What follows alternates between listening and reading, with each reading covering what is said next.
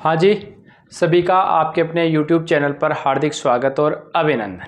साथियों, आज की इस क्लास में अपन शिक्षा मनोविज्ञान के अधिगम चैप्टर को लेकर चर्चा करने वाले हैं। जो भी साथी चैनल पर पहली बार विजिट करते हैं, चैनल को सब्सक्राइब कर ले ताकि ऐसे वीडियो आपको तुरंत मिलते रहे। चैनल को सब्सक्राइब करने के बाद में आपका एक छोटा सा कर्तव्य है कि एक शेयर बटन है, उस पर जाके इस क्लास को शेयर कर दें ताकि जो अन्य साथी हैं उनको भी ये क्लास मिल सके, ताकि वो भी यहाँ से शुरू कर सके। ये क्लास जिस भी भर्ती में अधिगम चैप्टर दिया हुआ है उन सब के लिए महत्वपूर्ण होने वाली है, तो सेशन को अंत तक जरूर देखें, क्योंकि इसके बाद में अधिगम की ये एक ही क्लास है जिसमें अपन पूरा चैप्टर कवर करने वाले हैं। तो सभी शेयर कर दोगे, चैनल को सब्सक्राइब कर लो, लाइक कर लो और एक अच्छा सा कमेंट कर दो, शेयर कर दो। ठीक है, सभी स्टेटस लगा देंगे।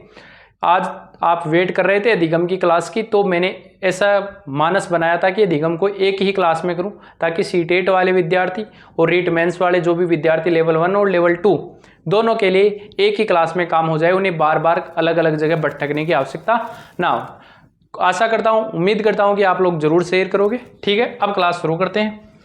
ये क्लास रहेगी जिसमें अपन अधिगम को कंप्लीट करने वाले। कंप्लीट शिक्षा मनोविज्ञान में अधिगम चैप्टर है, सिद्धांत, अधिगम की असमता, सब कुछ यहाँ कंप्लीट करेंगे, परिभाषाएं लेकर अंत तक। अधिगम में आपको इसके अलावा कुछ नहीं पढ़ने की आवश्यकता है। ठीक है, उसके बाद में ये अपने रीट मुख्य परीक्षा के लिए लेवल 1 और लेवल 2 की सृष्टि ऑनलाइन कोचिंग की तरफ से आपको क्या दिए जा रहे हैं, हस्तलिखित नोट्स दिए जा रहे हैं, अवेलेबल हैं। इन सब्जेक्ट के नोट्स अवेलेबल है। जिन विद्यार्थियों को परचेज करना है वो परचेज करके शॉर्ट नोट्स के माध्यम से अपनी तैयारी को कंटिन्यू कर सकता है। ठीक है, चलो भाई, अब अपन शुरू करते हैं क्लास।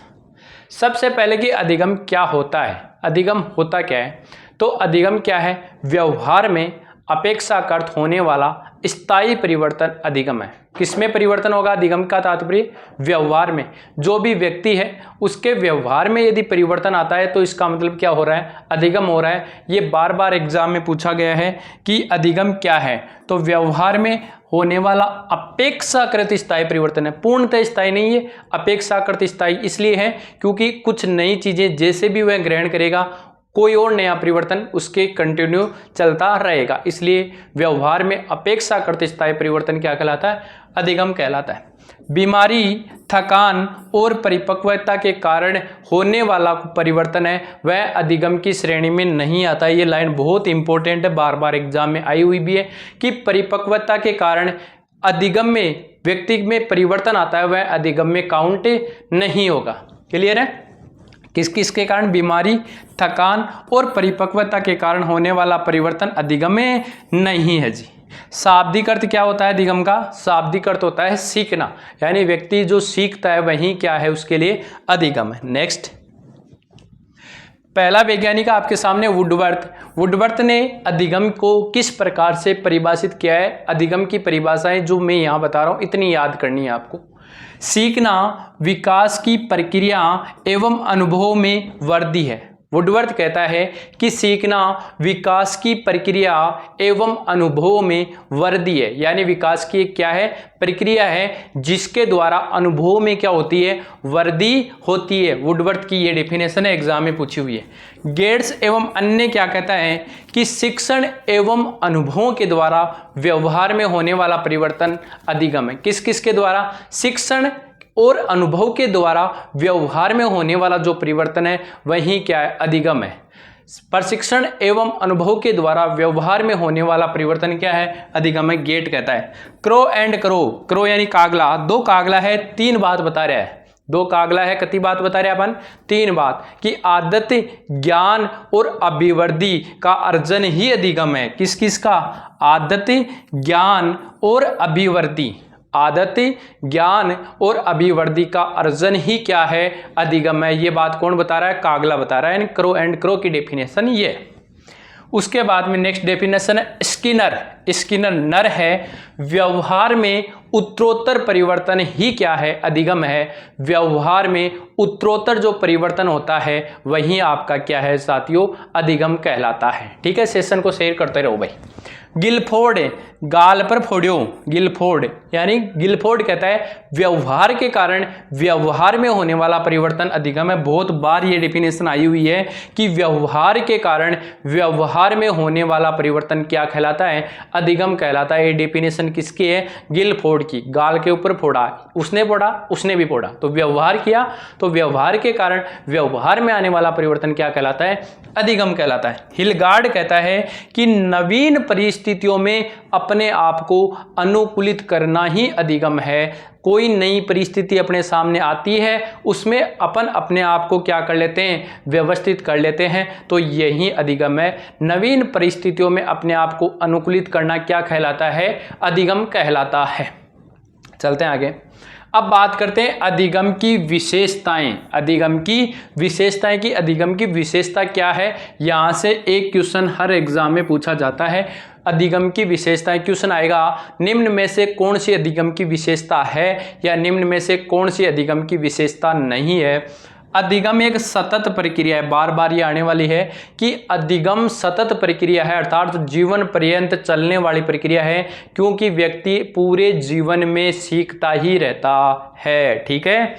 उसके बाद में दूसरी, व्यवहार में प्रगतिशील परिवर्तन है। व्यवहार में कैसा परिवर्तन है, प्रगतिशील, व्यवहार को प्रगति देने वाला परिवर्तन क्या है, अधिगम है। सार्वभौमिक प्रक्रिया है, हर व्यक्ति को हर जगह होता है। सार्वभौमिक प्रक्रिया है, सभी व्यक्तियों को सभी जगह क्या होता है, अधिगम होता है। कहीं पे भी चले जाओ आपको अधिगम होगा। व्यक्तिगत होता है, बिल्कुल व्यक्तिगत होता है, और सामाजिक होता है, दोनों है। प्रत्येक व्यक्ति को अलग अलग प्रकार से अधिगम होता है, व्यक्तिगत है और समाज के द्वारा सीखता है, इसलिए वह क्या है, सामाजिक है। तो अधिगम व्यक्तिगत भी है और अधिगम सामाजिक भी है। नेक्स्ट है, सकारात्मक एवं नकारात्मक दोनों है, यानी अच्छा व्यवहार भी सीखता है तो बुरा व्यवहार भी सीखता है। अपन देखते हैं जैसे अपन कोई भी काम करते हैं तो उसके पॉजिटिव और उसके नेगेटिव दोनों प्रकार के अपने को उसकी फीडबैक मिलते। उसका कारण क्या है, क्योंकि अधिगम सकारात्मक होता है, अच्छा व्यवहार अपने समाज में सीखते हैं तो अपन गालियां भी समाज में ही सीखते हैं। इसका मतलब अधिगम सकारात्मक भी है, अधिगम नकारात्मक ही है, क्योंकि अपन प्रार्थना भी सीखते हैं तो अपन गालियां भी सीखते हैं। इसका मतलब क्या है कि अधिगम क्या होता है, सकारात्मक भी है और नकारात्मक भी है। नेक्स्ट है, उद्देश्यपूर्ण प्रक्रिया। बिल्कुल उद्देश्यपूर्ण प्रक्रिया है, उद्देश्य के द्वारा होता है, उद्देश्यपूर्ण प्रक्रिया है। आज आप मेरी क्लास देख रहे हो, इसका तात्पर्य है कि आपका उद्देश्य है अध्यापक बनना या आपको क्लियर करनी है सीटेट एग्जाम, तो आप उद्देश्यपूर्ण प्रक्रिया के द्वारा ही अधिगम होता है। और अधिगम एक उत्पाद है, एग्जाम में माना हुआ है कि अधिगम एक क्या है, उत्पाद है। अधिगम प्रक्रिया है लेकिन परिणाम नहीं है। देखो उत्पाद लिखा हुआ आए तो आप मान लेना उत्पाद है, लेकिन परिणाम लिखा हुआ आए तो आप मान लेना कि परिणाम नहीं है। क्या है, एक प्रोसेस है, अधिगम एक प्रक्रिया है, परिणाम नहीं है।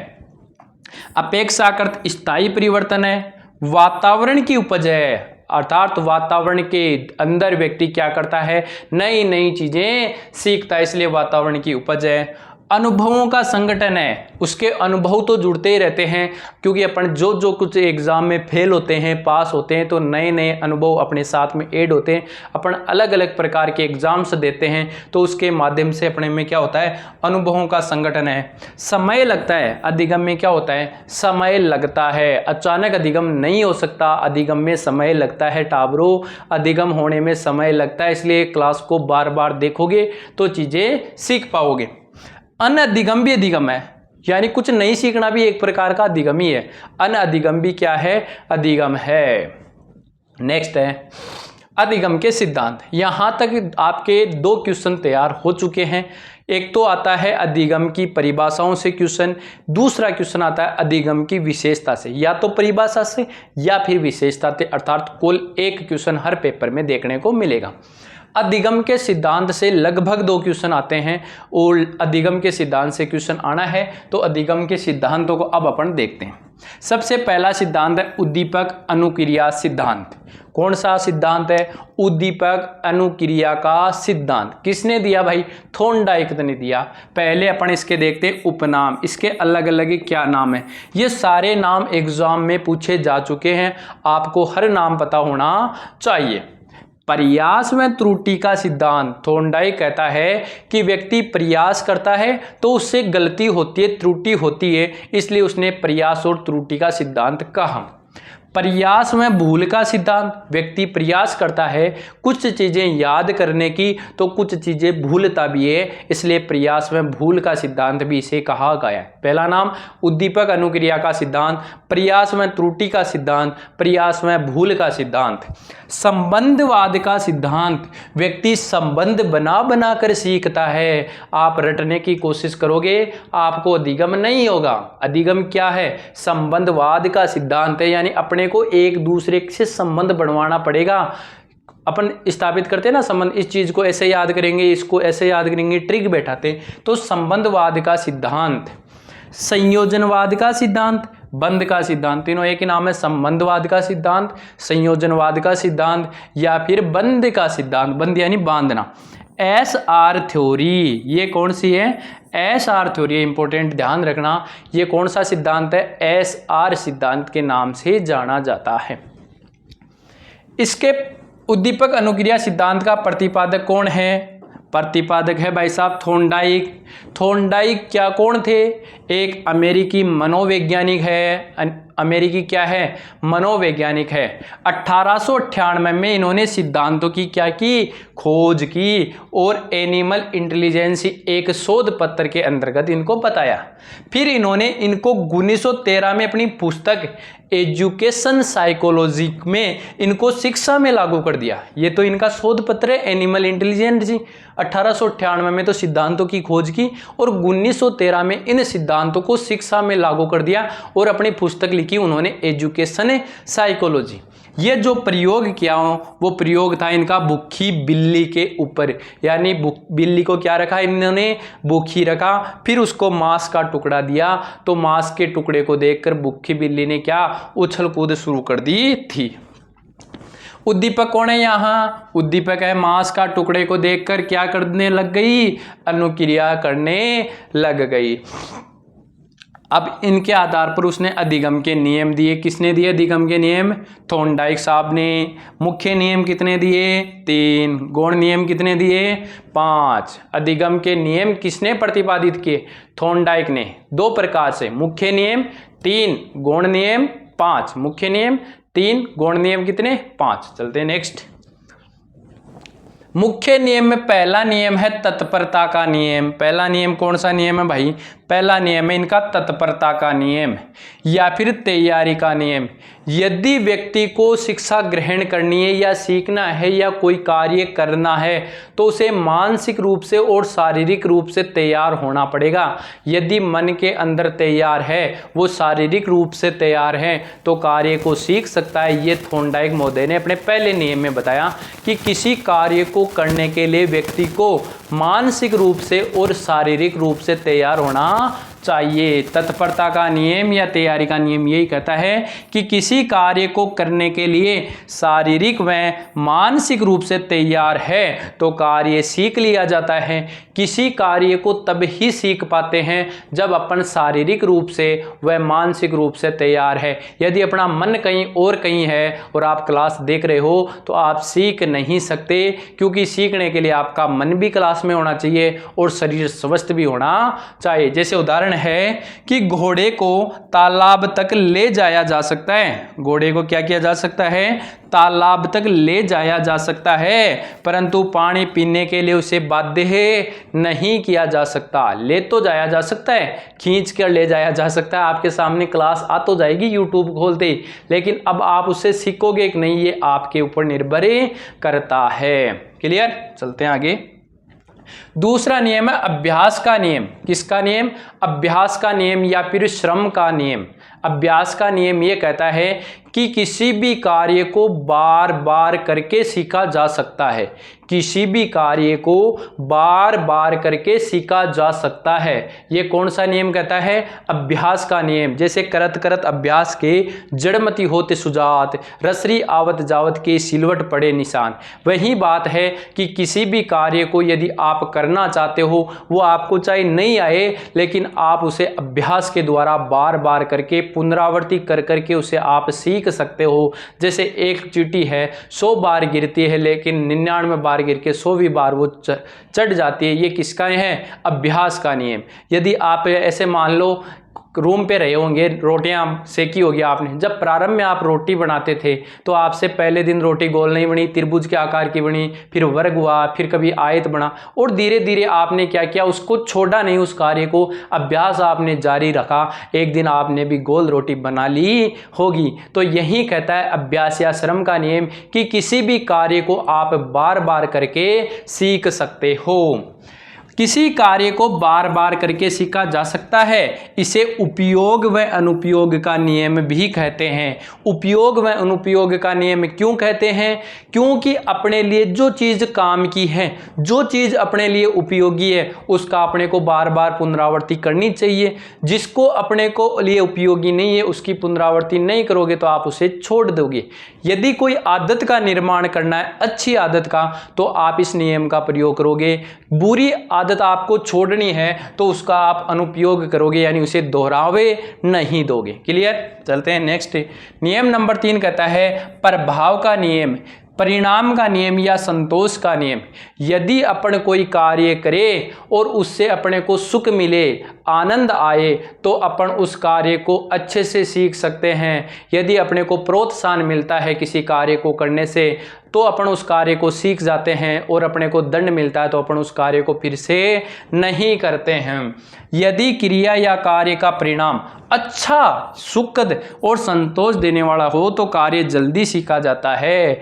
यदि आप किसी कार्य में क्या हो, आपको अच्छा रिजल्ट आता है, तो आप क्या करते हो, उसे जल्दी से सीख जाते हो। स्किनर का जो सिद्धांत है वो इस पर आधारित है। ये एग्जाम में पूछा हुआ क्वेश्चन है कि स्किनर महोदय का क्रिया प्रसूत का जो सिद्धांत है वो थॉर्नडाइक के किस नियम पर आधारित है? तो वो परिणाम के, संतोष के या फिर प्रभाव के नियम के ऊपर आधारित है। क्लियर है? मानता हूं कि आप लोगों को चीजें अच्छे से समझ में आ रही होगी, तो आप लोग इस सेशन को शेयर जरूर करते रहिए। ठीक है, आगे चलते हैं गौण नियम। अधिगम महोदय के गौण नियम। गौण नियम क्या कहता है? गौण नियम 5। पहला है बहु प्रतिक्रिया का नियम। किसी भी कार्य को करने के लिए बहुत सारी प्रतिक्रियाएं करनी पड़ती है। आंशिक अनुक्रिया का नियम, बहुत सारी करते हैं लेकिन छोटे छोटे टुकड़ों में कार्य को करने से कार्य आसान हो जाता है। तो गौण नियम में पहला है बहु प्रतिक्रिया का नियम, दूसरा है आंशिक अनुक्रिया का नियम, तीसरा है मनोवृत्ति का नियम। यदि अपनी मन में वृत्ति उसके प्रति अच्छी है, सकारात्मक है, तो काम आसानी से सीख सकते हैं। सकारात्मक नहीं है तो काम आसानी से नहीं सीखा जा सकता।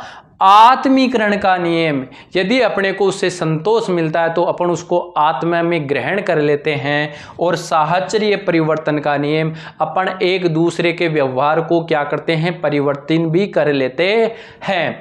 तो बहु प्रतिक्रिया का नियम, आंशिक अनुक्रिया का नियम, साहचर्य परिवर्तन का नियम, आत्मीकरण का नियम और मनोवर्ती का नियम, टोटल उपनियम कितने हैं? 5, या इनको गौण नियम कह सकते हैं। नेक्स्ट है दूसरा सिद्धांत आता है अनुकूलित अनुक्रिया का सिद्धांत। कौन सा सिद्धांत है? अनुकूलित अनुक्रिया का सिद्धांत। किसी क्रिया को करके अपन उसके अनुकूलित हो जाते हैं। जैसे आपको कहे कैसे, तो आप बोलोगे कबूतर। ठीक है ना? इसका मतलब क्या है? आपने इसको बार बार इतनी बार पुनरावृत्ति कर लिया है कि आप उसके अनुकूलित हो गए। ऐसे एप्पल, ऐसे अनार, ऐसे अनार। ये क्या कारण है? किसी को भी पूछ लो, ऐसे एप्पल ही होगा, ऐसे अनार ही होगा, ऐसे अमरूद नहीं होगा। किसी के भी ऐसे क्या नहीं होगा, अमरूद नहीं होगा। क्यों? क्योंकि अपन ने उस क्रिया को इतनी बार दोहरा लिया है कि अपन उसके प्रति क्या हो गए हैं, अनुकूलित हो गए हैं। अनुकूलित अनुक्रिया का सिद्धांत, इसे बोलते हैं संबंध प्रतिक्रिया का सिद्धांत। अपन उससे क्या हो चुके हैं, अटैच हो चुके हैं, जुड़ चुके हैं, अपन ने अपने संबंध उससे स्थापित कर लिए हैं। यहां जैसे कुत्ते को जैसे ही घंटी बजाते हैं और उसके लार आ जाती है, उसका मतलब उसने संबंध जोड़ लिया था। संबंध प्रतिक्रिया का सिद्धांत, क्लासिकल सिद्धांत, यानी इसको बोलते हैं क्लासिकल थ्योरी। एस अनुबंधन का सिद्धांत, ये इंपॉर्टेंट है। परंपरागत अनुबंधन का, परंपरा से यही चला रहा है, जैसे मैंने बोला ना, कैसे कबूतर, ऐसे अनार, ऐसे एप्पल। इसका कारण क्या है, क्योंकि ये परंपरा से चले आ रहे हैं, इसको अपन चेंज नहीं कर सकते। सरकार कहती है ऐसे, वो क्या क्या पता नहीं कौन कौन से एप्पल बिफोर, अलग अलग वेबसाइटों के नाम और कंप्यूटर से जोड़ो, लेकिन अपन क्या है, परंपरा से जुड़े आ रहे हैं। ये परंपरागत सिद्धांत है जिसको छोड़ा नहीं जा सकता। शास्त्रीय अनुबंधन का सिद्धांत भी कहते हैं, शास्त्रों के अकॉर्डिंग जुड़े हुए हैं। ठीक है, किसने प्रतिपादित किया भाई, प्रतिपादन किया आईपी पावलोव ने। किसने, आईपी पावलोव का सिद्धांत 1904 में। ये एक रूस का शरीर विज्ञान था, मनोवैज्ञानिक नहीं था। ये क्या था, एक शरीर विज्ञानी था। 1904 में पाचन की क्रिया के लिए इन्हें नोबेल पुरस्कार दिया गया। किसके लिए, शिक्षा मनोविज्ञान के लिए नहीं, पाचन क्रिया के लिए 1904 में आईपी पावलोव को क्या दिया गया, नोबेल पुरस्कार दिया गया। अनुबंधन का जनक किसको कहा जाता है, आईपी पावलोव को अनुबंधन का जनक कहा जाता है। ठीक है, नेक्स्ट, इनका जो प्रयोग था वो कुत्ते पर था और इन्होंने 3 बार प्रयोग किया भाई। कुत्ते पर प्रयोग था और कितनी बार प्रयोग किया, 3 बार इन्होंने प्रयोग किया। पहले इन्होंने भोजन दिया, भोजन दिखाने से व्यक्ति को लार आती है। सर हमें नहीं पता भोजन से लार आती है, तो भाई साहब आप लोग क्या करना, आप पानी पुचका वाले के पास जाते हो पानी पतासी खाने के लिए, यदि वो आपको डोना दे दे और पतासी ना देर आपको खड़ा रखे, तो आप उससे इतना अनुकूलित जुड़े हुए हो कि आपके मुंह में स्वतः ही लार आना प्रारंभ हो जाती है। यही भोजन को देखकर कुत्ते में होता है। अनकंडीशनल है, कंडीशनल नहीं है। यूसीएस है, भोजन दिखाने से लार आना। यूसीएस से यूसीआर, अनकंडीशनल स्टिमुलस से अनकंडीशनल रेस्पॉन्स होना, प्रतिक्रिया होगी। कन्फर्म है, मैंने उदाहरण दे दिया, नहीं किसी ने देखा है तो देख लेना जाके। फिर उस प्रयोग के दौरान वो क्या करता, पहले घंटी बजाता और 5-4 सेकंड के बाद में उसको भोजन देता, फिर उसके लार आती। ये बताओ इस घंटी के कारण आई या भोजन के कारण? नहीं सर, ये तो भोजन के कारण आई लार। इसका मतलब भोजन क्या था, यूसीएस था, इससे लार आई यूसीआर हो गई, बीच में घंटी का प्रयोग क्या है, सीएस। ऐसे करता गया, घंटी बजाता भोजन देता लार आ जाती, घंटी बजाता भोजन दिखाता लार आ जाती, घंटी बजाता भोजन दिखाता लार आ जाती। ऐसे करते करते वो इतना अनुकूलित हो गया कि घंटी बजाने से उसके क्या आने लग गई, कुत्ते के लार आना शुरू हो गई। इसका मतलब अब ये घंटी के कारण आई है, सीएस के कारण उसके लार आई है, यानी उसके सीएस के कारण क्या हुआ, लार सीआर। यूसीएस से यूसीआर, सीएस प्लस यूसीएस से यूसीआर, फिर सीएस से ईसीआर होने लग गई। यानी वह उसके प्रति इतना अनुकूलित हो गया कि उसका अपना कंडीशनल रेस्पॉन्स आ गया, कंडीशनल रेस्पॉन्स आ गया घंटी के प्रति।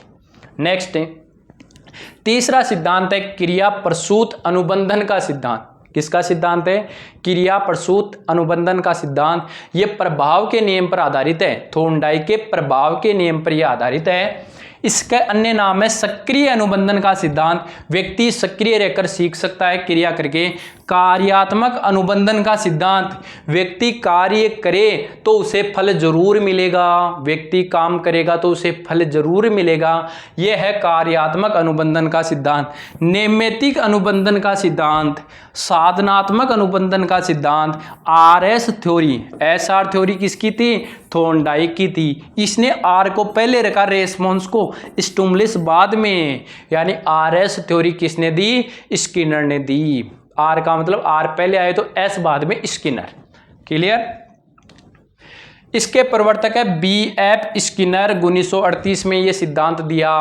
आपको पूछेगा कि आरएस सिद्धांत के प्रवर्तक कौन है, बीएफ स्किनर, 1938।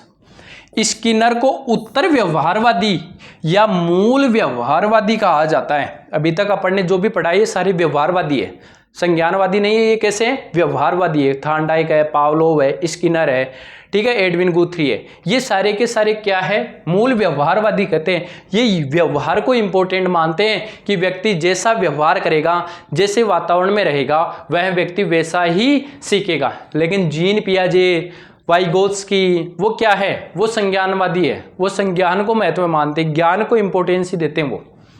प्रयोग, इनका प्रयोग था कबूतर और सफेद चूहा। सफेद चूहे को जिस बॉक्स में रखा उस बॉक्स का नाम इन्होंने रखा था स्किनर बॉक्स। ये भी एग्जाम में पूछा हुआ है कि इस सफेद चूहा को जिस बॉक्स में रखा उस बॉक्स का नाम क्या था? वो था स्किनर बॉक्स।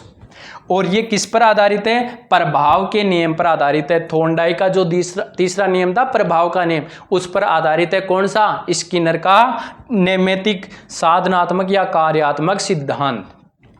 इसमें उद्दीपक नहीं होता है, इसने उद्दीपक नहीं रखा भाई।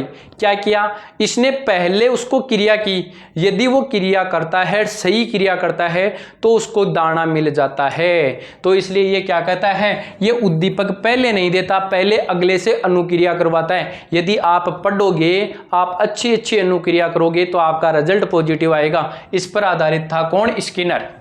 स्किनर ने उद्दीपक नहीं तो क्रिया नहीं का भी विरोध किया। सामने उद्दीपक नहीं हो तो इसने कहा कि व्यक्ति क्रिया नहीं करेगा, ये उसने तो विरोध किया। लेकिन ये बात भी सच है, आपके सामने रीट की पोस्टें कम आई है, आई है कि नहीं आई? कम। तो आपकी क्रियाएं थोड़ी सी क्या हो रही है? विचलित हो रही है। अब आप स्किनर को मानते हो या थॉर्नडाइक को, पावलोव को? स्किनर को मानते हो तो आपकी क्रियाएं इतनी अनुकूलित हो जानी चाहिए कि आपका उद्दीपक आपको मिलेगा ही मिलेगा। क्लियर? इसने एक शब्द दिया वंचन, कि वंचन क्या है? जब तक कबूतर सही अनुक्रिया नहीं करेगा उसे भोजन से वंचित रखा जाएगा। ये वंचन शब्द का प्रयोग किया कि कबूतर अपनी सही प्रक्रिया को नहीं करेगा तब तक उसे भोजन नहीं मिलेगा। जैसे ही वो सही क्रिया करेगा उसे क्या दे देंगे? भोजन। अब आप सही क्रिया करोगे, सही डिसीजन लेके, अच्छे से तैयारी करके अच्छे मार्क्स लेके आओगे तो सरकार आपको नौकरी दे देगी। आप ऐसे ही विचलित होते रहोगे, ग्रंथ पढ़ते रहोगे, शॉर्ट मैटर को देखोगे नहीं, ध्यान नहीं रखोगे, आपका रास्ता सही नहीं रहेगा तो आपको प्रतिक्रिया के रूप में कुछ नहीं मिलेगा। इसने एक शब्द और काम में लिया, शेपिंग, आकृतिकरण या रूप निर्धारण। बालक के व्यवहार में परिवर्तन करने के लिए पुनर्बलन का न्याय संगत प्रयोग। यानी जब वे अच्छी प्रतिक्रियाएं करेगा तो उस जगह उसको पुनर्बलन दे देगा। अच्छी क्रिया नहीं करेगा, सही सही समय पर क्या क्या पुनर्बलन, जैसे मैं कहता हूं ना, शाबाश बच्चों करो, बहुत अच्छा करो। ये क्या है? ये शेपिंग है, ये आकृतिकरण है, ये रूप का निर्धारण कर रही है। यानी बालक को उचित व्यवहार करने के लिए समय समय पर पुनर्बलन देने की जो प्रक्रिया है वही क्या है? आपकी शेपिंग या आकृति निर्धारण है। चलते हैं आगे। पुनर्बलन क्या है? ये सिद्धांत का केंद्र बिंदु इसका पुनर्बलन ही है, क्योंकि ये पुनर्बलन को महत्व मानता है कि सही प्रतिक्रिया करेगा अगला तो मैं उसे पुनर्बलन दे दूंगा। सही प्रतिक्रिया करेगा तो मैं उसे क्या दे दूंगा? पुनर्बलन। यदि क्रिया सही नहीं करेगा तो उसे पुनर्बलन नहीं मिलेगा। क्लियर है? इसने इसके दो प्रकार बताए, एक तो धनात्मक यानी सकारात्मक, और दूसरा इन्होंने बताया ऋणात्मक यानी ऋणात्मक। पहला तो धनात्मक यानी सकारात्मक, दूसरा ऋणात्मक नकारात्मक। ये तो देना चाहिए, धनात्मक सकारात्मक तो देना चाहिए, जिसे पुरस्कार देना चाहिए, भूख लगेगी तो अच्छी क्रिया होगी, प्रतिष्ठा मान बढ़ेगा तो व्यक्ति अच्छा करेगा। लेकिन ऋणात्मक ऐसे होते हैं जिनको हटा लेना चाहिए, जैसे दंड है, सजा है। यदि ये आप दोगे ना तो अच्छा काम नहीं करेगा, दंड नहीं दोगे, इनको हटा लेने से क्या मिलता है? पुनर्बलन मिलता है। ठीक है, वेरी गुड, शानदार। एक इन्होंने एक शब्द काम में लिया था, टोकन इकोनॉमी। कौन सा शब्द काम में लिया था? Token economy. यानी टाबर चौका चौका काम करे लो तो बिना एक टोकन दे देगो, टाबर अच्छा काम करेगो। ये आदतें बढ़ावा के लिए इंपॉर्टेंट है। जहाँ छोटो बच्चों है वो गलत व्यवहार करे, लेकिन बिन काई कर दियो आप एक चीज दे दिया टोकन कि थारकन इयान का टोकन 10 हो जाएगा, हम तने एक दिन सिनेमा हॉल में लेकर चलूंगा। तो टोकन इकोनॉमी के अकॉर्डिंग बच्चे के अच्छे व्यवहार पर उसे एक टोकन मिलता है, और खूब सारे जैसे निश्चित टोकन हो गए 20 टोकन के पश्चात उसे एक अच्छा कोई क्रियाकलाप दिखा दिया जाता है, या कोई मूवी दिखा दी जाती है, या अच्छा भोजन ला दिया जाता है। तो इसके द्वारा बच्चा क्या करता है, उन टोकन के चक्कर में अच्छा व्यवहार करता है कि मैं अच्छा व्यवहार करूंगा तो मुझे टोकन मिलेंगे, टोकन मिलेंगे तो एक दिन मुझे अच्छा खाने को भी ले जाएंगे पापा जी, या मुझे मूवी दिखाएंगे, कुछ भी व्यवहार करूं। तो टोकन इकोनॉमी है कि बालक के अच्छे व्यवहार के प्रति एक टोकन दिया जाता है तथा उन टोकन के बदले बालक को कोई विशेष उपहार दिया जाता है, वही क्या है, टोकन इकोनॉमी है। क्लियर है, चीजें समझ में आप लोगों को आ ही रही है। और यदि ऐसे ही मेरे शानदार हस्तलिखित नोट्स आप लेना चाहते हो, इन सब्जेक्ट के नोट्स अवेलेबल है, अभी फीस में 50% ऑफ है, 499 रुपये पे करके ऐसे शानदार शॉर्ट स्वीट नोट्स लेके आप अपनी तैयारी को और शानदार मजबूत कर सकते हो, रिवीजन को शानदार गजब कर सकते हो। उसके बाद में अगला सिद्धांत है परबलन का सिद्धांत। परबलन मैथ सब्जेक्ट एक ऐसा है जिन्हें आप कहा परे बड़े, परबलन का सिद्धांत है, हल नहीं होता। परबलन का सिद्धांत गणितीय निगमन का सिद्धांत है, परे बड़े का ही गणित, आत्मा संशोधन का सिद्धांत और आवश्यकता आकलन का सिद्धांत है। ये किसने दिया, ये दिया हल ने, CL हल ने। ये अमेरिका के मनोवैज्ञानिक है 1915 में, और इनकी पुस्तक का नाम है व्यवहार का सिद्धांत। पुस्तक कौन से, व्यवहार का सिद्धांत। ठीक है, शुरू वाले जो 3 पढ़े ना वो तो बहुत इंपॉर्टेंट है भाई। यह थॉर्नडाइक व पावलोव के सिद्धांत पर आधारित है। ये नियम है ना, जो थॉर्नडाइक और पावलोव के जो नियम है दोनों का मिश्रित रूप है। स्किनर ने इसे अधिगम का सर्वश्रेष्ठ सिद्धांत कहा। अधिगम ने पावलोव के प्रबलन सिद्धांत को क्या कहा, अधिगम का सर्वश्रेष्ठ सिद्धांत कहा है। चालक न्यूनता का सिद्धांत भी कहा है। इसने कहा है कि B बराबर D गुणा H। B यानी बिहेवियर यानी व्यवहार है, वो ड्राइव चालक और आदत हैबिट की अंतः क्रिया का परिणाम है। यानी ड्राइव चालक और उसकी जो आदत है वो दोनों किस प्रकार के, उसके ऊपर डिपेंड करता है बालक का बिहेवियर यानी व्यवहार है, वो किन दो का अंतः क्रिया का रूप है। तो आप कहोगे B बराबर D इंटू H। D यानी ड्राइव यानी चालक, H यानी हैबिट आदत की अंतः क्रिया का क्या है, परिणाम है। चलते हैं नेक्स्ट। सीखना आवश्यकता की पूर्ति द्वारा होता है। जब आवश्यकता की पूर्ति होती है ना तब व्यक्ति क्या है, सीखा जाता है। ये इस सिद्धांत की बात है। फिर अगला है समीपता अनुबंधन या फिर स्तनापन अधिगम। अरे गूदड़ा जानो कि गूदड़ा बच्चों, गूदड़ा का डोरा हुआ ने बाने गुथो जना आदमी समीप आवे तो गूथरी आ लो, याद करा दियो मैं कि स्तनापन या समीपता का सिद्धांत, समीपता लेनो है तो गूदड़ा का डोरा ने गूंथ दो यानी एडविन गूथरी। सीखना एकल प्रयास का परिणाम है। ये कहता है कि पहली बार में यदि आप अच्छा प्रयास करोगे तो सीख जाओगे। यदि किसी चीज को पहली बार में आपने नहीं सीखा तो उसको आप कभी सीख नहीं पाते हो। और ये बात बहुत इंपॉर्टेंट है, मुझे भी अच्छी लगती है। मुझे कोई चीज पहले बार में यदि माइंड में बैठ जाती है ना, वो इतनी शानदार गजब से बैठती है। सीखना पहली बार ही होता है। यदि अपन चीज का बार बार पहली बार में अच्छे से याद हो गई तो फिर रिवीजन करना होता है। यदि कोई चीज अपने को पहली बार में समझ में नहीं आती ना, वो अंत तक समझ में नहीं आती है। तो ये कहता है कि सीखना एकल प्रयास का परिणाम है। पहले प्रयास में किसी चीज को सीख लेना चाहिए। प्रयोग किस पर किया, बिल्ली और खरगोश पर। प्रयोग किस पर किया, बिल्ली और खरगोश पर। यह सिद्धांत निकटता को महत्वपूर्ण मानता है कि जो चीज जितनी ज्यादा निकट होगी ना उसका प्रभाव उतना ही ज्यादा रहेगा। तो निकटता का को महत्वपूर्ण मानने वाला कौन है, समीपता अनुबंधन का सिद्धांत। नेक्स्ट सिद्धांत है गेस्टाल्ट मनोवैज्ञानिक, गेस्टाल्टवाद या इसे सूझ या अंतर्दृष्टि का सिद्धांत भी कहते हैं। इस गेस्टाल्ट शब्द का मतलब क्या होता है, ये एक जर्मन भाषा का शब्द है। गेस्टाल्ट कौन सी भाषा का शब्द है, एक जर्मन भाषा का शब्द है जिसका अर्थ होता है पूर्णाकार या समग्राकृति, समग्राकृति, समग्र। इसके प्रवर्तक कौन है भाई, प्रवर्तक है वर्दीमायर, कोहलर, मैक्स वर्दिमर इसके क्या है, प्रवर्तक है। किसके प्रवर्तक, इसके प्रवर्तक, किसके, गेस्टाल्ट या सूझ या अंतर्दृष्टि सिद्धांत के प्रवर्तक। प्रयोग आप सभी जानते हो कि एक कमरा के अंदर कुछ केड़ा ऊपर लटका दिया और चिंपैंजी अंदर डाल दियो और एक बक्सो रख दियो और वो थोड़ी देर घूमे और फिर बक्सा ने रखी और बक्सा पर रखकर बंद तोड़ लिया।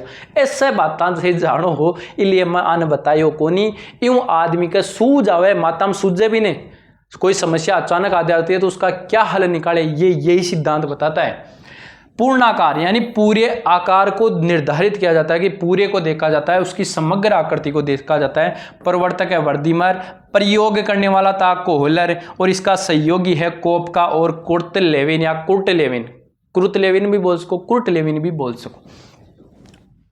प्रयोग किस पर किया, सुल्तान नामक चिंपांजी पर किया, वो मैं प्रयोग बता दियो था। नियम दिया इसने, संरचनात्मकता का नियम दिया। एक तो कौन सा नियम दिया, संरचनात्मकता का नियम, समानता का नियम, समीपता का नियम और सरलता का नियम। और इको शिक्षा में का ही महत्व है, इको शिक्षा में महत्व है कि कोई अनुसंधान और समस्या को समाधान करना है तो अंतर्दृष्टि या गेस्टाल्ट को प्रयोग करांगा, पाठ्यक्रम को निर्माण करांगा तो भी पर करांगा। और पूर्ण से अंश का जो अपना शिक्षण सूत्र है ना, पहले पूरी सामग्री दो और फिर छोटे छोटे टुकड़ों में विभाजित करो, ये भी किस पर आधारित है, अंतर्दृष्टि या सूझ के सिद्धांत या फिर गेस्टाल्टवाद के सिद्धांत पर आधारित है। क्लियर है। अगला है सामाजिक अधिगम का सिद्धांत, बहुत इंपॉर्टेंट सिद्धांत है सामाजिक अधिगम का सिद्धांत। बच्चों है ने समाज के अंदर सीखे, कोई आदमी ने देकर सीखे, इसलिए खेड़ो है सामाजिक अधिगम का सिद्धांत। इसको प्रत्यक्ष अधिगम का सिद्धांत कहते हैं, जो चीज अपने सामने प्रत्यक्ष रूप से सही है उसको सीखता है। सामाजिक संज्ञानात्मक का सिद्धांत भी कहते हैं क्योंकि व्यक्ति समाज में रहकर सीखता है। प्रेक्षण अधिगम का सिद्धांत कहते हैं, प्रेक्षण का मतलब देख कर सीखता है। मॉडलिंग थ्योरी, कोई ना मॉडल माने मॉडलान देख देख कर सीखे, इसलिए क्यों जाए कि समाज में अच्छा लक्षण दिखाओ। ए रीला आज की जकी व्यूज फॉलोअर बढ़ावा के लिए आई, ए टाबरान मत दिखाओ रहे, आऊँ टाबरा पर विपरीत प्रभाव पड़े है, इसलिए यान का मॉडल दिखाना चाहे। जब मॉडलिंग थ्योरी यानी टीचर को कक्षा में अच्छा व्यवहार करना चाहिए, अच्छे कपड़े पहनने चाहिए, क्योंकि छोटे बच्चे होते हैं वो अनुकरण करके सीखते हैं। इस सिद्धांत का बहुत इंपॉर्टेंट है, शिक्षा में जाओ तो आप। अवलोकात्मक अधिगम का सिद्धांत, अवलोक कर करके सीखते हैं। और प्रतिरूपण अधिगम का सिद्धांत, ये सारे नाम इंपॉर्टेंट है, एग्जाम में पूछे गए हैं। इसके प्रतिपादक अल्बर्ट बांडुरा 1977 में ये सिद्धांत दिया। सामाजिक संज्ञानवाद का सिद्धांत किसने दिया, अल्बर्ट बांडुरा। प्रयोग किस पर किया, बेबी डॉल पर, जो गुड़िया थी, एक जोकर पर और बालक पर प्रयोग किया। सोपान दिए, ये इंपॉर्टेंट सोपान है भाई, 4 सोपान दिए कि पहले बच्चा अवधान करता है, अवधान करता है, ध्यान लगाता है, अवलोकन करता है, उसके बाद में उनको ग्रहण करता है। क्या करता है, ग्रहण यानी धारण करता है। पहले अवधान, ध्यान लगाता है, अवलोकन करता है, फिर उसको क्या करता है, ग्रहण करता है यानी उसको धारण करता है, फिर उन व्यवहार को पुनः प्रस्तुत करता है। तब उसे यदि अपन पुनर्बलन दे दे, उसे मोटिवेट कर दे तो बच्चा सीख जाता है। पहले वो क्या करेगा, वो ध्यान लगाएगा, अवधान करेगा, फिर चीज़ों को धारण करेगा, फिर चीज़ों को प्रस्तुत करेगा और प्रस्तुत करने के बाद में उसे पुनर्बलन मिल गया तो बच्चा सीख जाएगा। ये चारों बहुत बार पूछे हुए हैं, इनका क्रम भी पूछा हुआ है। अगला सिद्धांत है क्षेत्रीय सिद्धांत या तलरूप का सिद्धांत या टोपोलॉजी थ्योरी। इसके प्रतिपादक है कुर्टलेविन 1977, ये जर्मनी के मनोवैज्ञानिक है। अधिगम व्यक्ति व वातावरण की अंतःक्रिया का प्रतिफल है। इसने कहा अधिगम व्यक्ति और वातावरण, व्यक्ति वातावरण पर करेगा और वातावरण व्यक्ति पर करेगा, दोनों अंतःक्रिया करेगा, उसका मतलब है सीखना। ये भी अच्छी बात है भाई कि अपन वातावरण में क्या व्यवहार कर रहे हैं, वातावरण अपने साथ कैसा व्यवहार कर रहा है। यदि ये दोनों अंतःक्रिया करने से जो नया रिजल्ट आता है वही क्या है, अधिगम है। एक शब्द दिया इन्होंने सदिश, कि व्यक्ति की शक्ति जो उसे लक्ष्य से दूर या पास लेकर जाती है, व्यक्ति की खुद की शक्ति जो लक्ष्य के से दूर लेके जा रही है या पास लेके जा रही है, वो तो है सदिश। एक शब्द दिया इन्होंने कर्षण, कर्षण कहता है वातावरण में उपस्थित वो लक्ष्य जिसकी ओर व्यक्ति जाता है, वो उसको आकर्षित कर रहा है या प्रतिकर्षित, वो शब्द है कर्षण। सदिश तो क्या है, व्यक्ति के अंदर लक्ष्य की ओर जाने की क्रिया प्रतिक्रिया, और लक्ष्य व्यक्ति को आकर्षित कर रहा है या प्रतिकर्षित, ये क्या है, कर्षण है। बस उसके बाद में चिन्ह अधिगम या अव्यक्त अधिगम का सिद्धांत। कौन सा सिद्धांत? चिन्ह अधिगम या अव्यक्त अधिगम का सिद्धांत एडवर्ड टालमेन। टाल दे, बस काम ने टाल दे, अधिगम ने व्यक्त कौन करे को मतलब संकेता में समझाओ तो वो टाल रहे हैं। 1932 में प्रयोग किया चूहा पर। लक्ष्य प्राप्ति में संकेतों को महत्वपूर्ण मानता है, ये इसकी संकेत बहुत ज्यादा महत्वपूर्ण है लक्ष्य को प्राप्त करने के अंदर। लक्ष्य प्राप्ति में रास्ते महत्वपूर्ण है, अनुक्रिया नहीं। कौन सा रास्ता अपनाया है, कौन सी अनुक्रिया, वो इंपॉर्टेंट नहीं है, कौन सा रास्ता आपने ग्रहण किया वो इंपॉर्टेंट है लक्ष्य प्राप्ति में। ये कहता है चिन्ह अधिगम का। फिर है वैयक्तिक निर्मितवाद है। वैयक्तिक निर्मितवाद है जीन पियाजे, बहुत इंपॉर्टेंट है, एक क्वेश्चन यहाँ से आता है जीन पियाजे से। वैयक्तिक निर्मितवाद है जीन पियाजे। जीन पियाजे एक जीव वैज्ञानिक थे स्विट्जरलैंड के। इनकी बुक का नाम है बाल चिंतन की भाषा। बाल चिंतन की भाषा किनकी किताब है? जीन पियाजे। जीन पियाजे जीव वैज्ञानिक थे, कहाँ के? स्विट्जरलैंड के। क्लियर? प्रयोग अपने बच्चे पे किया जिसका नाम लोरेंट, ल्यूसिन और जैकलिन। लोरेंट, ल्यूसिन और जैकलिन अपने 3 बच्चों पर प्रयोग किया। बालक वातावरण के साथ संबंध बनाते हुए अपनी समझ का विकास करता है। जीन पियाजे कहता है कि बालक है ना वातावरण के साथ संबंध बनाता है और उनके द्वारा अपनी समझ को क्या कर सकता है? विकसित करता है। ये कौन कहता है? ये कहता है जीन पियाजे। चलो जी आगे। संज्ञानात्मक विकास असतत होता है और सारे क्या है? सतत सतत। लेकिन जीन पियाजे कहता है कि संज्ञानात्मक विकास असतत होता है, यानी टुकड़ों में होता है। कभी नहीं सीखता है, कभी सीखता है, कभी नहीं सीखता, कभी बहुत ज्यादा सीखता है। स्कीमा, इसने एक शब्द दिया, स्कीमा बहुत इंपॉर्टेंट शब्द है। सूचनाओं की संगठित संरचना स्कीमा है। स्कीम्स नहीं, स्कीमा। सूचनाओं की संगठित संरचना यानी सूचनाएं कैसे प्राप्त करता है, उन सभी सूचनाओं को इकट्ठी। जैसे मैं आपको बता रहा हूं अभी, तो आप मेरी भाषा से, मेरे इन बताने से अपने माइंड में क्या कुछ विशेष प्रकार की संरचना बना रहे हो, वो संरचनाएं क्या है? स्कीमा है। व्यक्ति या वस्तु के साथ व्यवहार करने का तरीका, कि किस व्यक्ति के प्रति अब अपने को कैसा व्यवहार करना है, क्या तरीका अपनाना है, तो वही स्कीमा है। उद्दीपक की पहचान करते हुए उसके बारे में विचार बनाने का तरीका है। आप मेरे को देखकर मेरे बारे में क्या सोच रहे हो, यही आपके लिए स्कीमा है। आप मेरे प्रति अच्छा व्यवहार सोच रहे हो, बुरा व्यवहार सोच रहे हो, यही स्कीमा है। उसके बाद में स्कीमा संशोधन योग्य है। बिल्कुल स्कीमा संशोधन योग्य कैसे हैं? क्योंकि आप सबको पता है कि आप है ना मेरे प्रति कितने दिन बुरे रह सकते हो। जब मैं एग्जाम लगेगी और आपके क्वेश्चन आंसर बना कहूँगा ये मेरे में से आए, तो आप लोगों की स्कीमा परिवर्तित हो सकती है। आपका मेरे प्रति जो सोचने का तरीका था वो बदल सकता है। बिल्कुल। अनुकूलन क्या है? एक जन्मजात प्रक्रिया है। अनुकूलन क्या है? एक जन्मजात प्रक्रिया है जिसके द्वारा व्यक्ति वातावरण के साथ क्रिया में प्रतिक्रिया द्वारा समायोजन स्थापित करता है। अनुकूलन क्या करता है कि कोई चीज पहले से उसने सीख रखी है, नई चीज उसके सामने आती है, दोनों के बीच सामंजस्य स्थापित करते की जो प्रक्रिया वो अनुकूलन है। एक शब्द है आत्मीकरण। पहले से निहित ज्ञान में नवीन ज्ञान जोड़ लेना ही क्या है? आत्मीकरण है। जैसे पहली बार कोई बच्चा है, छोटा बच्चा, वो जिराफ को देखता है तो वो क्या कहता है? ये ऊंट है। ये उसकी क्या है? स्कीमा बना रखी है उसने, ऊंट। फिर उसने क्या किया? आत्मीकरण करने के कारण उसने ऐसे कहा लंबी गर्दन वाला ऊंट है। इसका मतलब उसने उसमें से कुछ ग्रहण किया, फिर उसने अलग कर लिया, समंजन या समायोजन कर लिया कि पूर्व निहित ज्ञान में आंशिक परिवर्तन कर लिया। फिर उसने ऐसे कहा कि ये तो क्या है? जिराफ है, ऊंट नहीं है। तो इसका मतलब ये क्या है? उसने समायोजन स्थापित कर लिया। क्लियर है? नवीन अर्जित ज्ञान में नवीन ज्ञान को ग्रहण करना आत्मीकरण था, दोनों में क्या करना? समायोजन करना, समंजन है। और जीन पियाजे ने विकास की 4 अवस्थाएं बताई। जीन पियाजे ने विकास की कितनी अवस्थाएं बताई है? जीन पियाजे ने विकास की 4 अवस्थाएं बताई है आप लोगों के लिए। 4 अवस्थाओं से बहुत इंपॉर्टेंट है, क्वेश्चन एग्जाम में आता ही है। पहली अवस्था है संवेदी गामक। पहली अवस्था कौन सी है? संवेदी गामक है, यानी ये 0 से 2 वर्ष का समय है। वस्तु स्थायित्व का इसमें गुण आता है, वस्तु स्थायित्व का गुण आता है, और इसकी 6 उप अवस्थाएं हैं, वो अपन यहां नहीं पढ़ने वाले। फिर दूसरी है पूर्व संक्रियात्मक। पहली कौन थी? सी संवेदी गामक। दूसरी पूर्व संक्रियात्मक 2 से 7 वर्ष का समय। इसकी 2 उपभाग, एक प्राक संक्रमणात्मक और एक अंतःप्रज्ञात्मक। 2 से 4 वर्ष को कहते हैं प्राक संप्रत्यात्मक। इसमें व्यक्ति में मौखिक भाषा का विकास होता है, शहरवादिक मौखिक भाषा का विकास इसी में होता है। आत्म केंद्रीकरण होता है, बच्चा होता है ना वो ऐसे समझता है कि मैं ही मेरे लिए सब कुछ हूँ। 3 प्रवर्तों पर एक प्रयोग किया था। अहम भाव का, वो ऐसे मान रहा है कि प्रत्येक वस्तु मेरा पीछा कर रही है, सब मुझे ही देख रहे हैं।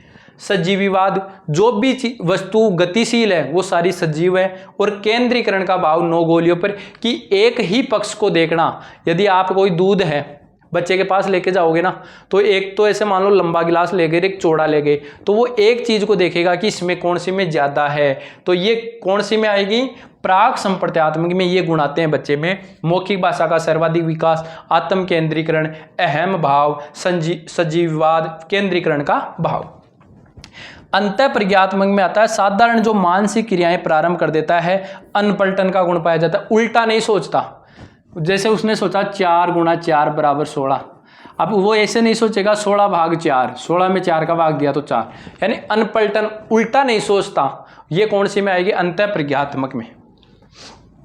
फिर तीसरी है मूर्त संक्रियात्मक 7 से 11 वर्ष। मूर्त संक्रियात्मक कब है, 7 से 11 वर्ष तक। ये एक ठोस अवस्था है। कैसी अवस्था कहा जाता है इसे, ठोस। विकेंद्रीकरण का विकास होता है। अब है ना जो केंद्रीकरण था, एक पक्ष को देखना चाह रहा था, अब वो लंबाई चौड़ाई सारे पक्षों को देखना प्रारंभ कर देगा। पलटन का गुण भी प्रारंभ हो जाएगा। मूर्त वस्तु आधारित तार्किक चिंतन, चिंतन जो करेगा ना, जो वस्तु उसके सामने होगी, इसलिए इन बच्चों को मूर्त वस्तुओं के माध्यम से ज्यादा सिखाया जाता है। जो वस्तु उसके सामने है उसके बारे में वो तार्किक चिंतन प्रारंभ कर देता है। किसके अंतर्गत, मूर्त संक्रियात्मक में। फिर चौथी अवस्था आती है अनौपचारिक संक्रियात्मक या फिर अमूर्त संक्रियात्मक, 11 से 15 वर्ष। इसमें मानसिक संपर्तियों का विकास होता जाता है, अवसारी चिंतन प्रारंभ करता है, भाषा संप्रेषण की योग्यता का विकास इसमें सबसे ज्यादा हो जाता है। उसके बाद में है आधुनिक संज्ञानात्मक सिद्धांत। कौन सा, आधुनिक संज्ञानात्मक का सिद्धांत। इसके प्रतिपादक है डेविड आशुबेल। आधुनिक संज्ञानात्मक के प्रतिपादक कौन है, डेविड आशुबेल। अधिगम के प्रकार इन्होंने 4 प्रकार बताए। अधिगम के कितने प्रकार बताए, अधिगम के 4 प्रकार बताए।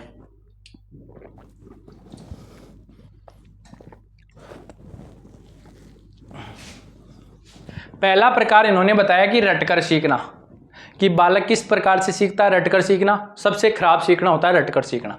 दूसरा इन्होंने कहा अधिग्रहण का सीखना, जैसा अपन किसी बालक को देते हैं, जैसे मैं बोल रहा हूं उन चीजों को भी वैसा का वैसा ग्रहण करना, अधिग्रहण सीखना। अर्थपूर्ण सीखना, अर्थ निकाल कर सीखना, ये सर्वश्रेष्ठ होता है सीखने में। और अन्वेषण सीखना, खोज करते हुए, कुछ नई प्रक्रियाएं करते हुए सीखना क्या है। ये चारों प्रकार इंपॉर्टेंट है, रटकर सीखना, अर्थपूर्ण सीखना, अन्वेषण सीखना और क्या सीखना, अधिग्रहण सीखना। उसके बाद में सामाजिक निर्मितवाद। सामाजिक निर्मितवाद दिया था लेव वाइगोस्की, ये रूस के वैज्ञानिक है। इनकी बुक है चिंतन व भाषा। बुक का कौन सी है, चिंतन व भाषा। ज्ञान निर्माण में समाज व संस्कृति का महत्वपूर्ण मानता है, कि ज्ञान निर्माण है ना बच्चे में, उसमें समाज और संस्कृति बहुत महत्वपूर्ण है। ये सामाजिक निर्मितवाद में लेव वाइगोस्की कहते हैं। और विकास के कितने स्तर बताए इन्होंने विकास के आपके सामने 3 स्तर प्रस्तुत किए हैं। पहला है वास्तविक विकास, यानी वास्तविक विकास बच्चे का वो होता है जिसमें बच्चा बिना किसी की सहायता के चीजें ग्रहण करता है, बिना किसी की सहायता से कार्य करता है। तो वो क्या है, वो कहे वास्तविक विकास बच्चे का। एक है जेडपीडी समीपता। जेडपीडी के नजदीकी लोग सहायता करें, जैसे माता है, पिता है, शिक्षक है, इनके सहयोग से यदि कोई सहायता लेकर काम करता है तो वो क्षेत्र है जेडपीडी विकास। कुछ बच्चे खुद करेंगे, कुछ उसके सहयोगी संस्थान माता पिता करें, वो जेडपीडी है। फिर है पीडी संभाव्य, दक्ष लोगों की सहायता से जो काम करता है वो कहलाता है पीडी। ठीक है, तो बच्चा होता है वो सामाजिक और सांस्कृतिक वातावरण से सीखता है, समाज और वातावरण में बहुत महत्वपूर्ण है। वो कहता है कि एक तो है वास्तविक विकास जिसमें बच्चा खुद कार्य करता है, एक है जेडपीडी जिसके अंदर वो परिवार के सदस्यों का, उसके समीप वालों का सहयोग लेता है, और एक है पीडी जिसमें वह दक्ष लोगों की सहायता लेता है।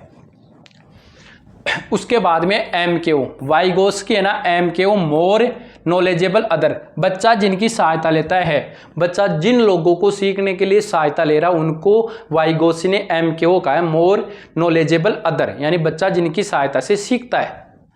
एक शब्द है स्कैफोल्डिंग, पार्ट या ढांचा, यानी बच्चे को सब कुछ आता है लेकिन कहीं वो अटके, उस समय उसकी थोड़ी सी सहायता कर देना, वह सहायता करने वाला ही क्या है, सहायता प्रदान करने की जो तकनीक है वही क्या है, स्कैफोल्डिंग, पार्ट या ढांचा है।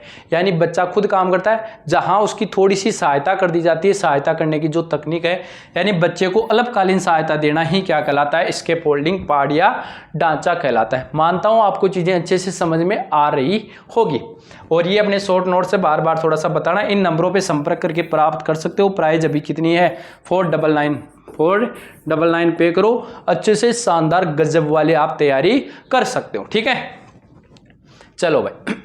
फिर है त्रिज्यी निर्मितवाद। त्रिज्यी निर्मितवाद के प्रवर्तक है जेरोम ब्रूनर। विकास की किसी भी अवस्था में बालक को कुछ भी सिखाया जाता है। जेरोम ब्रूनर भाई साहब कहें कि विकास की कोई भी अवस्था हो उस समय बालक को कुछ भी सिखाया जा सकता है। और संज्ञानात्मक विकास की इन्होंने कितनी अवस्थाएं बताई, जीन पियाजे ने 4 बताई, इन्होंने कितनी बताई, 3।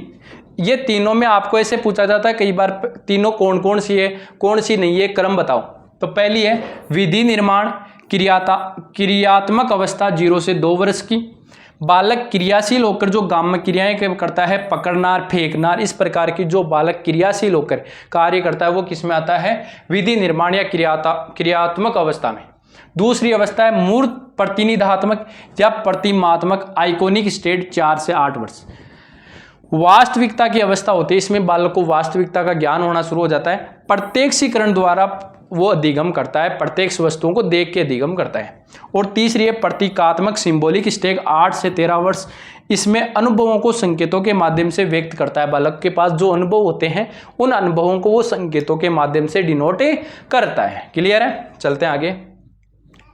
उसके बाद में रॉबर्ट्स एम गेने का अधिगम के सिद्धांत, यानी इन्होंने अधिगम के 8 प्रकार बताए। भाई अधिगम के कितने प्रकार बताए, 8 प्रकार बताए रॉबर्ट एम गेने ने। इसमें पहला है संकेत अधिगम, उद्दीपक अनुक्रिया, श्रृंखला, शाब्दिक बहुविभेदन, संप्रत्यय, सिद्धांत, समस्या समाधान। सबसे न्यूनतम निम्न श्रेणी का माना इन्होंने संकेत को, और समस्या समाधान को उच्च पूछा है। यहां से क्वेश्चन पूछा जाता है, या तो क्रम को पूछ लेते हैं या फिर इनमें से कौन सा है कौन सा नहीं है, उच्चतम कौन सा है, निम्नतम कौन सा है, इसके बाद में कौन सा आता है। तो अच्छे से याद होना चाहिए। सबसे पहले संकेत, फिर उद्दीपक अनुक्रिया, फिर श्रृंखला, फिर शाब्दिक, फिर बहुविभेदन, फिर संप्रत्यय, फिर सिद्धांत या नियम, फिर 8वीं है समस्या का समाधान। जैसे मैंने याद कर रखे हैं, आपके भी इनका रट्टा लगा दो, यहां से पक्का क्वेश्चन आता है। सबसे पहले व्यक्ति संकेत, संकेत के बाद में उद्दीपक अनुक्रिया, फिर 3 शब्द वाला श्रृंखला, फिर 4 शब्द वाला शाब्दिक, फिर आता है बहुविभेदन, उसके बाद में क्या आ जाता है संप्रत्यय, उसके बाद में क्या आ जाता है आपका नियम, और उसके बाद में क्या आ जाता है समस्या समाधान। ऐसे कैसे याद कर लो, जिसमें निम्न स्तर को संकेत माना जाता है और बालक समस्या का समाधान करने लग जाता है तो उसको उच्च स्तरीय अधिगम हो जाता है। क्लियर, चलते हैं आगे। अनुभवजन्य अधिगम किसने दिया, कार्ल रोजर्स ने। अर्जित ज्ञान का उपयोग करता है। बालक क्या करता है, ज्ञान को प्राप्त करने के लिए अर्जित ज्ञान का प्रयोग करता है, जो पहले से अर्जन कर रखा है उसका। उसके बाद में अवधारणात्मक मानचित्रण, इसका प्रतिपादक जोसेफ नोवेक है। निर्मितवादी अवधारणा ये रेखा चित्र के माध्यम से प्रदर्शन करके बच्चे को सिखाना जाना चाहिए, जोसेफ नोवेक कहता है। यहां तक अधिगम के अपन ने सिद्धांत पढ़ लिए, तो अधिगम के सिद्धांत बहुत आपके लिए इंपॉर्टेंट होने वाले हैं। अब आपके सिलेबस में अलग से दे रखा है अधिगम का स्थानांतरण। अधिगम का स्थानांतरण क्या होता है कि अपन ने जो कुछ चीजें सीख रखी है पहले से, कोई अलग परिस्थिति में अपन ने सीखी थी और उनका उपयोग अलग जगह करते हैं, तो वो है अधिगम का स्थानांतरण। यानी सोरेनसन नामक वैज्ञानिक ने कहा है कि एक परिस्थिति में अर्जित ज्ञान, प्रशिक्षण व अनुभवों का दूसरी स्थिति में प्रयोग करना ही अधिगम का स्थानांतरण है। एक जगह सीखे हुए ज्ञान का दूसरी जगह पर प्रयोग करना ही अधिगम का क्या कहलाता है, स्थानांतरण कहलाता है। क्लियर, चलो भाई। सबसे पहला अधिगम है सकारात्मक या धनात्मक अंतरण, यानी पहले सीखा हुआ ज्ञान अपना दूसरी जगह अपना सहयोग करे, पहले सीखा हुआ ज्ञान दूसरी परिस्थिति में अपना सहयोग करे तो वह सकारात्मक या धनात्मक अंतरण है। पूर्व ज्ञान का सहयोग जहां मिल जाता है तो वो सकारात्मक है। जैसे संस्कृत व्याकरण के बाद यदि अपन हिंदी व्याकरण पढ़ते हैं तो अपने को संस्कृत वाली वहां सहयोग कर देती है, संधि में, समास में, क्रिया में, काल में। ठीक है। साइकिल चलाने के बाद में स्कूटर चलाते हैं तो अपना साइकिल चलाने वाला जो ज्ञान है, बैलेंस करने वाला, वो अपना वहां पर सहयोग करता है। तो पहले वाला ज्ञान दूसरी जगह क्या करे, सहयोग करे, तो ये सकारात्मक है।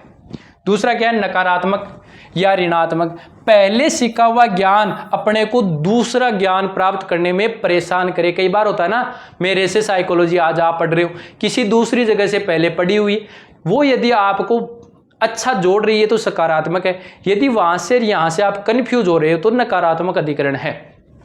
यानी पूर्व सीखा गया ज्ञान परेशान करता है। जैसे पेन का बहुवचन पेन्स होता है, अब अपन ने माइंड में बैठा लिया पेन का पेन्स होता है। अब अपने को किसी ने पूछा बता माउस का क्या होता है, तो अपन कहते थे माउसेज। ये गलत है, माउसेज होता है। ठीक है। विदेश में वाहन चलाकर भारत में चलाना, जैसे अपन नहीं होते हैं मोटरसाइकिल, एक तो अपन रेजिना स्प्लेंडर प्लस चलावा, स्प्लेंडर प्लस का आदी हो रहा, एक दिन कोई दूसरी मोटरसाइकिल पकड़ा दिया हुआ तो क्या होगा भाई, तो वहां अपने को नकारात्मक प्रभाव आ रहा है। क्लियर। फिर है शून्य स्थानांतरण। शून्य का मतलब जीरो, कोई प्रभाव नहीं, न तो पॉजिटिव पढ़ रहे न नेगेटिव, न तो अपन परेशान हुआ न अपन सहयोग करे, वह क्या है, शून्य अधिकरण है। पूर्व सीखा गया ज्ञान का नवीन ज्ञान पर कोई प्रभाव न पड़े, न तो अपन परेशान हुआ न अपनो सहयोग करे। जैसे बल्लेबाजी सीखने के बाद में गेंदबाजी सीखना, तो बल्लेबाजी वालों परेशान होने करे, भाई तू बल्लेबाज मत, तन गेंदबाजी कौन सीखा बता भाया, यहाँ को काम तो करे कौन ने। इसका मतलब जहां अधिगम का प्रभाव नहीं पड़ता वो शून्य है। कबीर को दो याद करा, बाद में रवीन का दो याद करा, ना कोई दिक्कत करेगा या सहयोग करे, वापस याद करना ही पड़ती भाई साहब, तो ये भी शून्य अधिगम है। अब है अधिगम का मायने फटार या अधिगम का वक्र।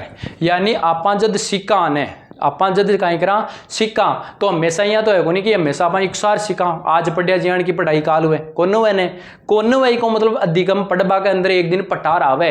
यानी व्यक्ति सीख तो जाए एक दिन यानी की स्थिति आवे, या तो थोड़ा दिन रुक जाए या परमानेंटली खलास कर देगा मैं कौन पढ़ूं।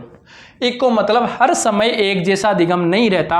अधिगम वक्र सीखने की मात्रा को, गति को व उन्नति को व्यक्त करते हैं कि बालक किस प्रकार से गति कर रहा है। पहले तेज सीख रहा था फिर ज्यादा सीख रहा है, पहले धीरे सीख रहा था फिर ज्यादा सीख रहा है। होता है ना कभी अपन छोटी क्लासों में इंटेलिजेंट थे, आज अपन पता ही नहीं क्या हो रहा है अपने साथ में, तो ऐसी कंडीशन होती है। ये अधिगम के वक्र को डिनोट करती है।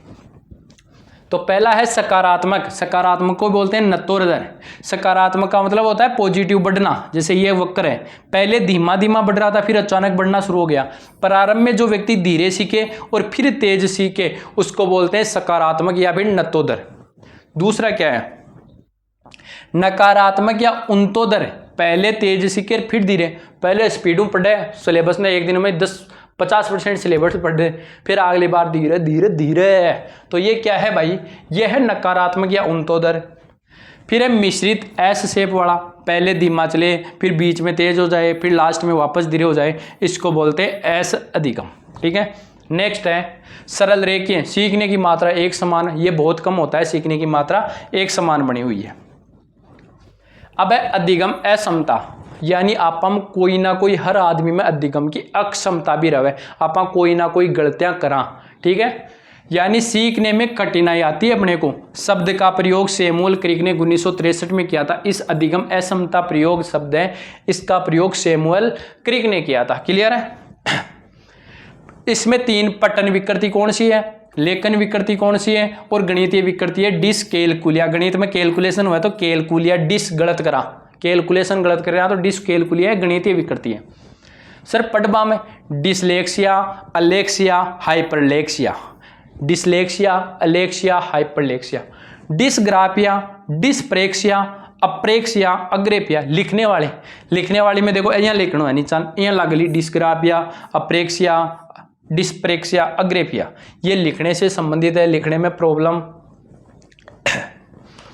फिर अफेजिया, मौखिक भाषा ग्रहण करने में यदि दूसरा कोई बोले उसको अपन लिखित में तो लिख ले, लेकिन मौखिक में अपन कहते हैं ना, कई बार जैसे अपन नोट्स लिखते होते हैं और वो टीचर जब स्पीड से बोल रहा है तो कुछ साथी तो लिख लेते हैं साथ साथ, कुछ उसकी मौखिक भाषा को समझ नहीं पाते। तो मौखिक भाषा को ग्रहण करने में जो प्रॉब्लम आती है ना, वो है फेजिया, डिस्फेजिया, मौखिक अभिव्यक्ति में कठिनाई, बोलने में, मौखिक बोलने में कोई प्रॉब्लम आवे ना, जहाँ मोदी जी भाषण देवा है भी, अगर भी आपने भजन लाल जी भी देवा लाग जावे तो वह बोल कहीं निकले राम निकल जाए रांड, ठीक है ना, बोले राम निकल जाए रांड, यानी कि खानी हो जाए कई बार कहीं बोल रहे हैं।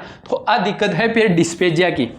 और ADHD ये अवधान न्यूनता विकार है, ये थोड़ा सा बहुत इंपॉर्टेंट है, बच्चों में पाया जाता है संवेदनता, यानी अवधान उनका कम हो जाता है, न्यूनता होता है, वो ध्यान कम लगाते हैं। ADHD एक अवधानता विचार है। थॉर्नडाइक के अनुसार अधिगम के सोपान, थॉर्नडाइक ने अधिगम के सोपान बताए, जिसमें पहला है आवश्यकता या प्रेरक, दूसरा है लक्ष्य, तीसरी है बाधा या तत्परता, चौथा है अधिगम की स्थिति जिसमें वातावरण, पांचवा है अनुक्रिया, छठवा है समायोजन, सातवां है व्यवहार में परिवर्तन और आठवां है स्थायीकरण। ये शुरू का 3 जरूर याद रख जो, आवश्यकता, लक्ष्य और बाधा, आवश्यकता, लक्ष्य और बाधा, ये क्रम में पूछा हुआ है इनका। पहला कौन सा है? आवश्यकता, फिर लक्ष्य, फिर बाधा, आवश्यकता, लक्ष्य, बाधा, ठीक है। अधिगम को प्रभावित करने वाले कारक, ये भी आपके सिलेबस में मेंशन है कि अधिगम को कौन कौन प्रभावित करता है, तो आप सभी जानते हो, ऑप्शन देख के निकाल भी लोगे। मैं कुछ चीजें बता रहा हूं, जैसे वातावरण अधिगम को प्रभावित करता है।